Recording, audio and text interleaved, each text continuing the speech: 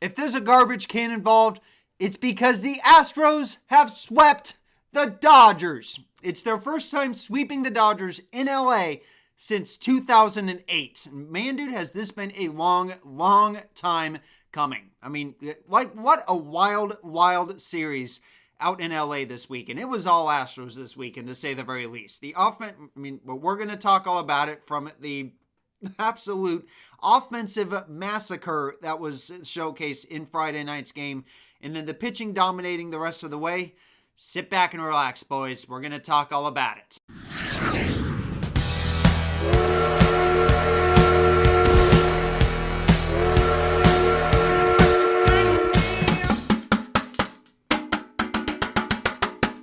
Yeah, I had to do that again just for the video, guys. But how sweep it is. Man, has it been a minute since it feels like I've been able to even say that. This was like the most satisfying series sweep in like a very, very long time. I mean, we've had a couple of good series sweeps last season. The most recent that comes to my mind right away is coming against Baltimore, like in late June or so.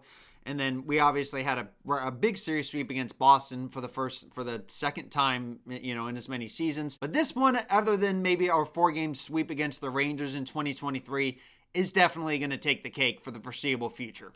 And speaking of sweeps, you guys know the deal. Probably could have done it a little bit earlier, but let's hit the MLG horn. That feels good, man. Let's go, dude. What an amazing series that the Astros had showcased for us in LA. I mean, if you had made the trip out to LA, I mean, I sure hope that you got your money's worth, man, because, I mean, what an amazing series. But real quick, before we dive into this video, guys, I do want to mention it that elsewhere across Texas at Camp Mystic in Hill County, there was a massive devastation of flooding that took away almost like 50 people's lives, many of which were young campers because, it's summertime and kids are off to summer camp, that sort of thing. But the amount of damage that was brought across this flooding and the amount of lives that were lost is just absolutely unfathomable. And I mean, I can't even describe one word that could summarize how I feel about this. Like, it's really, really sad. Almost feels like it's worse than a hurricane. Obviously, Texas has had a couple of hurricanes, at least in recent years. We've obviously had Harvey in 2017. We had Beryl last year and all that. But, I mean, this just feels like it's 10 times worse than a hurricane because, it's just really, really sad. But regardless, I do want to mention for all the families out there who may be affected by this, my thoughts and prayers will be with you guys during this time. But with that being said, let's go ahead and break down this series. First things first, diving right into a quick injury update surrounding Jake Myers. He unfortunately had left Sunday's game with what the Astros are describing as calf tightness. I mean, hopefully it's just a small little contusion, I guess you can say. I mean, hopefully we'll see him at least once before the All-Star break. But, we'll have to see. Speaking of the All-Star game, it was announced earlier today that Jeremy Pena will be joining the AL All-Star team on the reserve squad. And then also Josh Hader and Hunter Brown were also elected to the All-Star game for both for Hunter Brown and Jeremy Pena. It's their first ever appearance in the All-Star game. And Josh Hader was also named to the All-Star game for the first time on the American League side of things. Obviously, very, very good to see. But the fact that Jeremy Pena is going in as a reserve instead of a starter, I think is just unfair because, I really think, the fact that not even a single Astro didn't even make it to phase 2 of voting is just ridiculous. Now, I have grown accustomed to the fan voting system and all that BS that's known for the All-Star game and all that jazz. But I feel like something does need to change because, the fact that fans are obviously biased against the Astros amidst the cheating scandal, which, there's no shame in that. But the fact that that's still the case and fans are still voting players, I think it's just not fair. That's my personal take on it. I kind of wish it would change to an extent. But, let me know in y'all's thoughts down in the comments on it, if they should change the way that, selecting players to the All-Star game should work. Like, should it be done by a committee? Should it still be done by fans like it's always been? Let me know your thoughts down in the comments. But let's break down the series. Starting in this first game and what was this absolute 4th of July massacre on offense on this blowout of the game that this was. Isaac Paredes started the party on the game's first pitch with a leadoff home run on the very first pitch of the game. It was a fastball down the middle that he just straight up did not miss at all. And he hit and it was a rather familiar sight to see. But, obviously that was really big because then Christian Walker ended up adding on to that lead in the first inning with a 2-out ribby single to put us up 2-0 going into the bottom of the first inning. Christian Walker has had stellar career numbers at Dodger Stadium, being in his tenure with the D-backs, and this weekend series with the Astros was no different. But going into the bottom of the second, Will Smith would get the Dodgers on the board off of Lance McCullers Jr. with a solo shot to cut into that lead 2-1. But that was actually the only run that the Dodgers would get for the rest of the evening. Going into the top of the third inning, it was when the Astros started to take off. They put up a 4 spot. It started with a leadoff double by Jake Myers. Altuve would then hit him home with a 2-run home run to put us up 4-1. He would also make himself feel right at home amidst a sea of boos from Dodger fans, which has been a common sight to see. Altuve has had plenty of postseason home runs at Dodger Stadium, but this was his first regular season home run he hit in this game, ultimately going on to hit 3 of them. Following that home run, Cam Smith would hit a double, and then the Dodgers announcers had actually said this.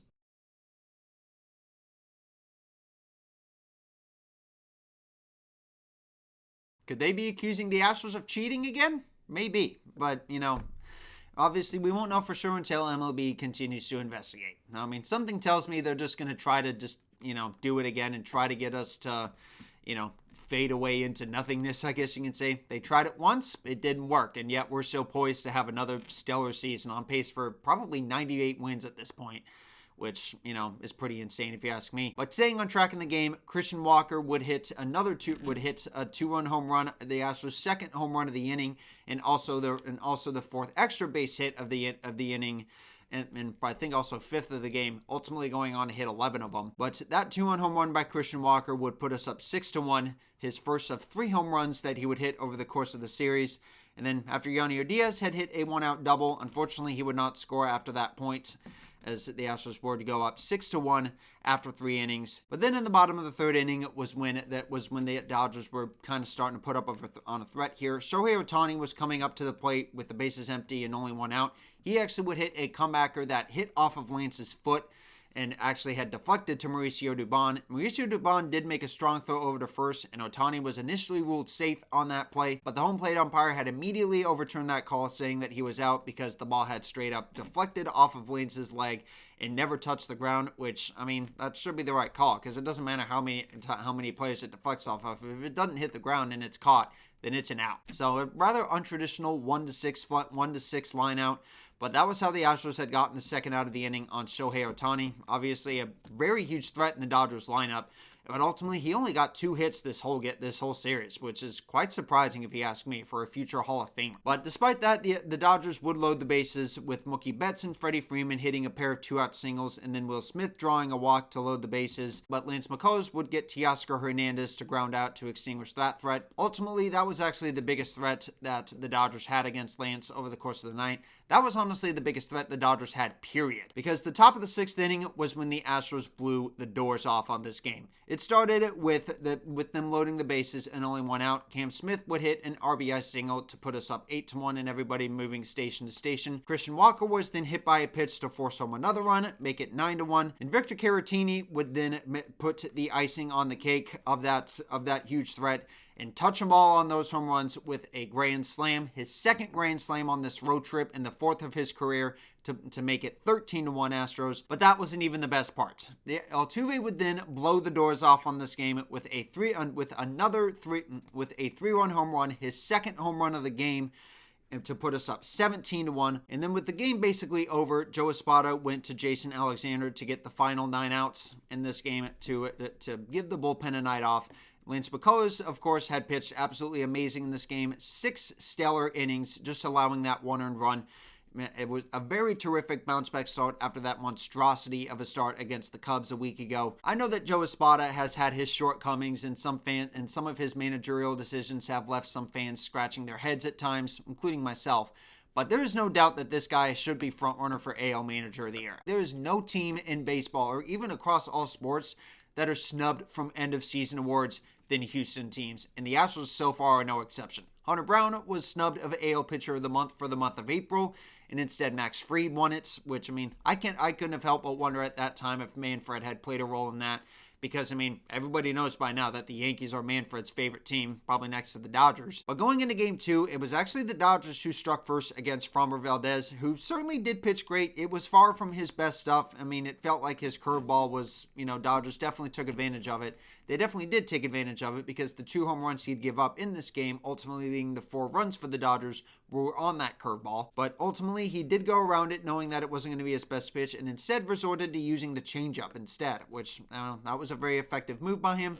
Like I said, it was the Dodgers striking first against him, with Mookie Betts starting off the Thunder for the Dodgers with a home run in the first inning. And then Miguel Rojas, with a man on third and 2 outs, would bat home Andy Pages to make it 2-0 Dodgers. He had actually stolen second during the AB, and a wild throw by Yanier Diaz allowed him to go to third base. But the Astros would respond right away in the top of the third inning with two doubles by Mauricio Dubon and Zach Short. Zach Short would honestly have an amazing series. Like I said, everybody seemed like they had a great series. Everybody contributed across the series with at least 2 or 3 hits and a couple of home runs from some of our big guys. So, like I said, great contributions from some of the young guys. And Zach Short, with two men in scoring position and no outs, would bat them both home to tie the game at 2. And with him on second base for Cam Smith, he had hit a ground ball that looked like he was going to routinely move him over to third. A rather good play to begin with, but Miguel Rojas' throw to first base was wide, and that allowed Zach Short to score from second to give the Astros a 3-2 lead that they would not relinquish.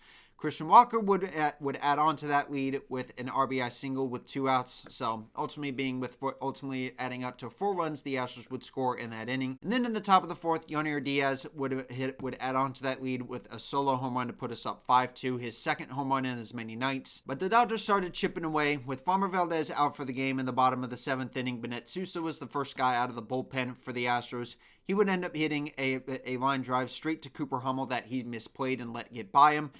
Mookie Betts was trying to stretch a double into a triple, but it appeared that he had gotten a bad read on it because his throw to Mauricio Dubon and the relay to Isaac Paredes was in time to gun Mookie Betts down at third, trying to stretch that double into a triple. And that out would loom huge because Will Smith's fly out to Jake Myers for the second out of the inning probably would have otherwise tied the game on a sac fly.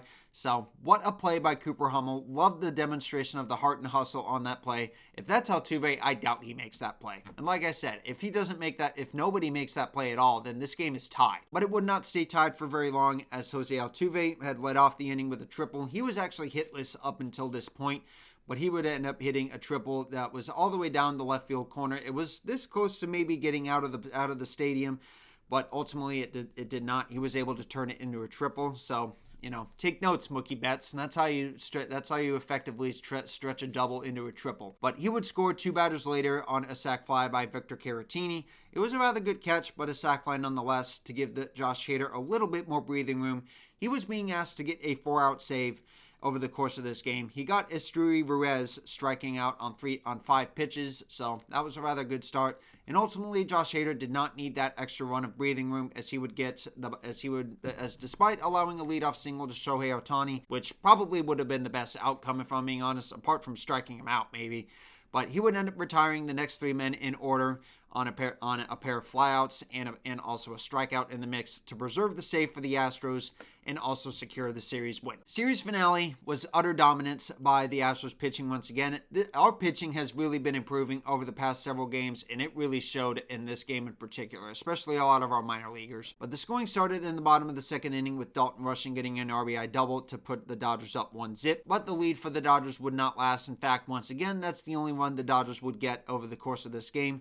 Altuve would hit a sac fly to score Zach Short from third. It would tie the score at 1. And that was the score going into the top of the 6th inning, with Will Klein being the first guy out of the bullpen for LA. He was able to get Cam Smith striking out, swinging to lead off the inning. And Christian Walker would then line out for the second out of the inning. But then disaster struck for the Dodgers as Yanier Diaz would hit a 2-out double to put himself as the go-ahead run on second base. Cooper Hummel was then hit by a pitch to put 2 guys on, and then Mauricio Dubon had hit a weak infield chopper that unfortunately did not score Yanier Diaz from second base. But Zach Short was able to work a heck of an AB, being down in the count 0-2 on a couple of called strikes. he was able to battle his way back and work a bases-loaded walk to force home the go-ahead run. But unfortunately, that's all the Astros would score in that inning. But in the final 2 innings, they add a little bit of insurance runs on 3 home runs, with Christian Walker and Yonier Diaz going back-to-back. Christian Walker, this was his 3rd home run in this series. And then Jose Altuve in the top of the 9th would also go yard for the 3rd time in this series. So, boo louder, Dodger fans. Yeah, I can't hear ya. Brian Abreu in the bottom of the 9th was able to get the final 3 outs and complete the series sweep for the Astros, their first against the Dodgers, like I had said, in LA since 2008. So, been a long time coming. Just for good measure,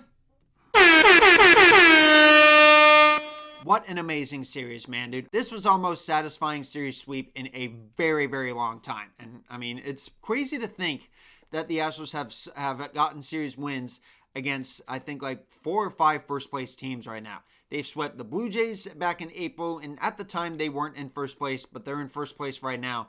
They've taken 2 out of 3 from the Cubs, who are in first place. They've taken 2 out of 3 from the Tigers, who are also in first place and still are by a long shot. They've swept the Phillies. They've swept the Dodgers. I mean, how many first place teams are we going to beat? I mean, I didn't have many expectations on this team as far as whether they'd make the World Series. But, I mean, at this point, man, I mean, I kind of feel like making the World Series is probably not going to be, I mean, I don't think it's going to be much of an expectation at this point. It would be a good goal, I guess, for us to achieve another World Series appearance this season. But, I mean, I feel like at bare minimum, I mean, us not making the ALCS would honestly be a bit of a shocker and a bit of a disappointment, just, given how well our season has gone up until this point. I still kind of question what Dana Brown and Jim Crane are going to be doing at the trade deadline. I mean, whether we'd stand pat. I mean, obviously, if Jordan's going to be out for the foreseeable future, I'd probably pursue a bat. But for the most part, man, we've been playing so well without Jordan that I kind of question whether we'd actually have the need to pursue a big left-handed bat to begin with. I mean, it's going to be a buyer's market once again. I mean, Baltimore might be on this list. It's kind of sad, man, because I had Baltimore winning their division this year. But, man, dude, they are an absolute mess this year. Anyway, guys, that's going to do for this video. Next up for the Astros, they're going to be returning home where they have been playing such absolutely amazing baseball to host the Cleveland Guardians. So, should be a pretty good series. Cleveland has actually kind of been struggling a little bit, so we'll see how the series goes. Should be a great series. Leave a like if you guys enjoyed. Subscribe if you're new. If you want to watch anything else, click these cards here above my shoulders. Leave a like if you guys enjoyed, like I said, and I'll see you guys in the next one.